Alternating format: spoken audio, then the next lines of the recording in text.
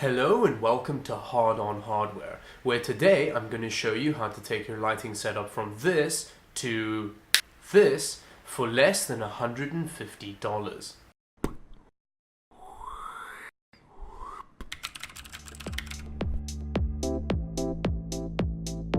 Everybody wants to start a YouTube channel these days, including me. And it's quite difficult to know what equipment to actually invest in to get the best result for your videos. One of the first things people look at is getting a fancy camera, and this is actually quite a good bet because, a good camera can go a long way. But having the best camera with the widest aperture lens can't actually overcome the fact that most of us are filming in our homes, which often have some pretty terrible lighting. That's why I think spending a bit of money on some decent lighting will improve the results of your videos massively. Now, once you make this realization that you need to get some new lighting, it can be really difficult to actually know what to buy. There are many different options and there are many different sources that tell you all kinds of things about what to get. One of the ones that helped me the most is a YouTube channel called DSLR Video Shooter, and he has many videos with all kinds of different lighting setups in them, and he tests a large variety of lights at many different budgets to give you a rough idea of what light you need to use for your application. Now, the light that I ended up going with for my setup is called the Yungnuo YN300. It's the Mark III version, which comes with a little remote that looks like this, which is really useful, especially when you have your light up in a softbox, so you don't have to tear the softbox open to turn it off and on every time. The light is very powerful and it's actually fairly cheap. The light comes with pretty much everything you need in the box. It even comes with a ball mount, but I have to warn you, this ball mount is pretty terrible and it's one of the first things that I'd replace with it. And then one final thing to keep in mind with this actual light is that it doesn't come with any way to actually power it. So you have to either buy an NPF battery for it, or you can use a power cable, which I did, which means that you can pretty much have the light on 24/7 without you having to worry about changing out batteries. After that, I got a light stand and a softbox. The softbox that I got is a newer octagonal softbox. I don't really know what it's called, but I'll have a link to it in the video description. Now, one thing to be careful of with the softbox is I didn't realize how absolutely massive it is. It's the 47 centimeter model, but it really is huge. One of my main concerns with the softbox is that in the product description, it actually says that it's a softbox for flashes, which worried me a little because it has this reflective material inside, which I didn't know how well this would play with an actual video light.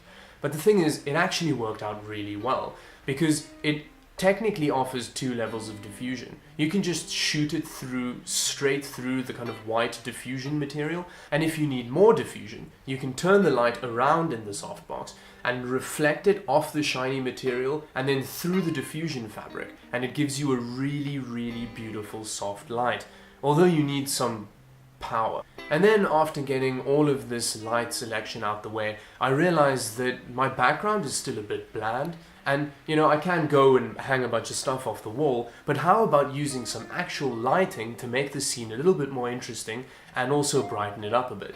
So I ended up getting an LED strip, an RGB LED strip for the back of my desk, which I can set to pretty much any color, and it adds a little bit of warmth to the scene.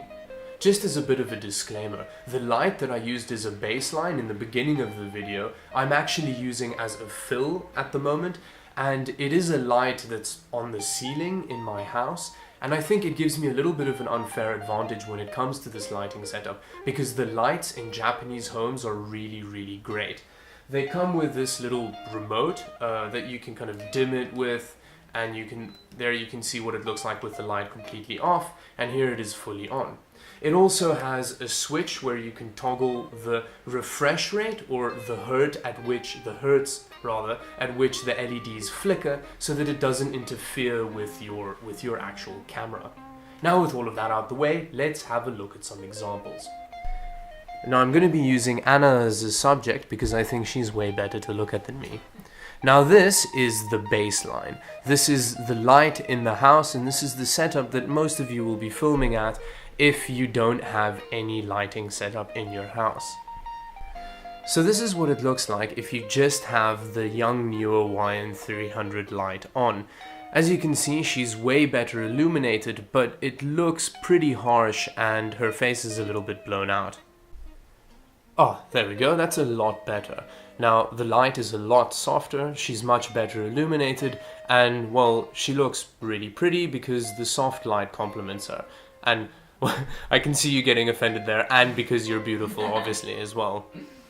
And now this is what it looks like with the LED strip behind the desk turned on. Now, it doesn't have a huge effect on the actual overall lighting, but it is quite a cheap addition to the kit, and I think it has quite a pleasing effect because it adds a bit of color. And here is an example of how I set up the light for my filming. Now, I've got this softbox set up pretty much right next to the tripod over here, and it means that I can get the light really close to where I'm sitting so that I don't lose any of its power, and I do apologize for all the stuff over there. So the light is actually in here. It's in here, and as you can see, I'm not using the reflective material in the back, I'm just actually pointing it straight through the material here. And unfortunately, you're back looking at me. Now, as you can see, each component played quite a big role in the actual overall effect of this lighting setup. Now, you don't necessarily have to get a softbox for diffusion, you can get an umbrella instead, which will cost a lot less, but you're not going to have as much flexibility for diffusion as you do with this huge monstrosity of a softbox. So you can chop and change the components depending on your budget, but I would recommend this as a minimum setup. What I think is one of the most important effects of this actual lighting setup is proper subject isolation from the background.